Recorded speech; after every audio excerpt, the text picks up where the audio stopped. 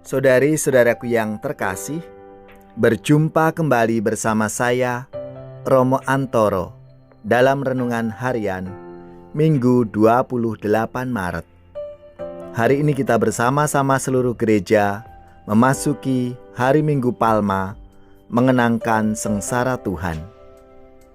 Semoga kita bersama keluarga selalu dalam keadaan baik, sehat, dan bersemangat. Hari ini kita akan merenungkan dari bacaan yang kedua, Surat Rasul Paulus kepada jemaat di Filipi, bab 2, ayat 6-11. Marilah kita mengawali renungan kita dengan tanda kemenangan Kristus. Dalam nama Bapa dan Putra dan Roh Kudus. Amin. Saudara-saudara, walaupun dalam rupa Allah, Kristus Yesus tidak menganggap kesetaraan dengan Allah itu sebagai milik yang harus dipertahankan. Sebaliknya, Ia telah mengosongkan diri dan mengambil rupa seorang hamba dan menjadi sama dengan manusia. Dan dalam keadaan sebagai manusia, Ia telah merendahkan dirinya dan taat sampai mati, bahkan sampai mati di kayu salib.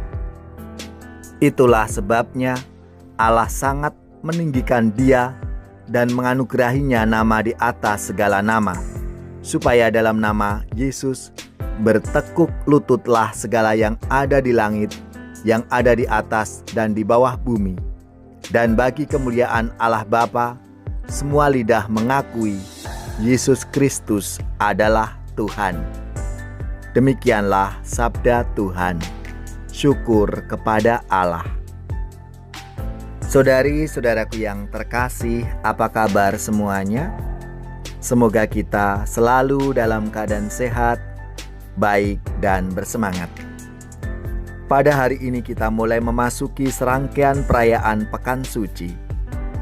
Pekan Suci merupakan puncak dari seluruh tahun liturgi, puncak seluruh karya keselamatan Allah yang telah kita nanti-nantikan sejak zaman Adam, lalu kedatangan Kristus hingga akhir zaman.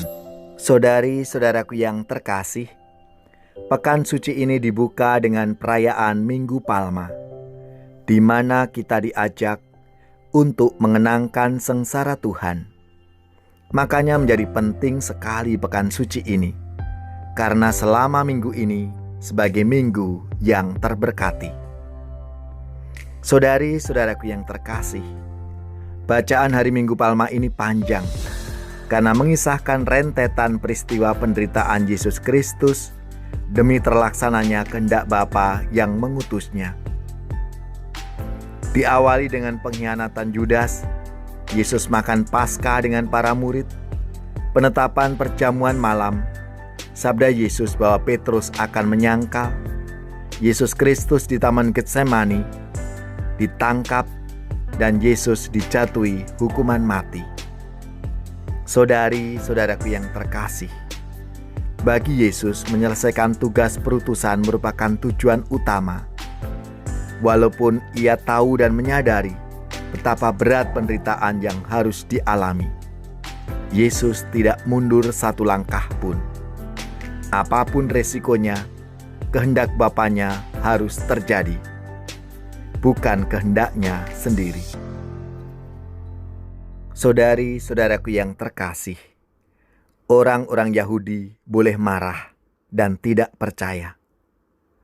Orang-orang boleh menyambut dan mengharap Yesus menjadi raja secara politis. Murid-muridnya boleh berkhianat, menyangkal, dan lari meninggalkannya. Namun Yesus tetap konsisten, setia pada tugas perutusan, dengan menumpahkan darahnya di salib penebusan seluruh umat manusia dari kegelapan dosa. Saudari-saudaraku yang terkasih, masuk Yerusalem berarti masuk ke dalam medan perjuangan penderitaan jalan salib demi menyelesaikan tugas perutusan demi keselamatan umat manusia. Saudari-saudaraku yang terkasih, marilah kita bertanya pada diri kita masing-masing, apakah aku menyadari bahwa masing-masing dari kita memiliki Yerusalem juga, yaitu medan perjuangan hidup sesuai dengan panggilan hidup kita masing-masing. Apa sebenarnya tugas perutusan di Yerusalemku sekarang ini, agar kehendak Bapalah yang terjadi? Marilah kita belajar dari Tuhan Yesus dalam menghayati panggilan hidup kita dengan konsisten dan setia, apapun konsekuensi yang harus kita hadapi, karena kita yakin Allah akan memampukan kita. Terpuji Raja Kristus, mulia selamanya, tanpa batas kasih-Nya rela menderita, penyelamat dunia, teladan pencinta. Terpuji Raja Kristus, mulia selamanya.